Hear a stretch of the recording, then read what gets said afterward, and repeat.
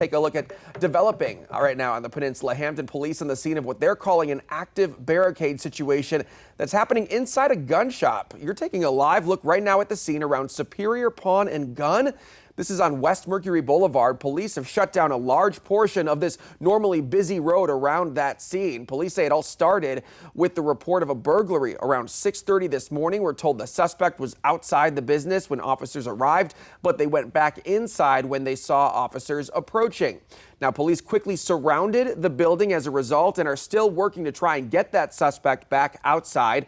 The response led to heavy traffic congestion in the surrounding area.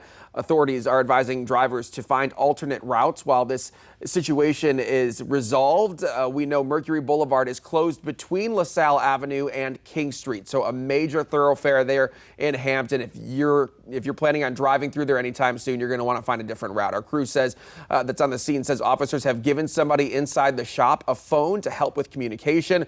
Our reporter Coulter Anstad is there right now working on gathering new information. You can look for updates as we get them here on News 3 at noon or on WTKR.com, and also today on News 3 first at 4.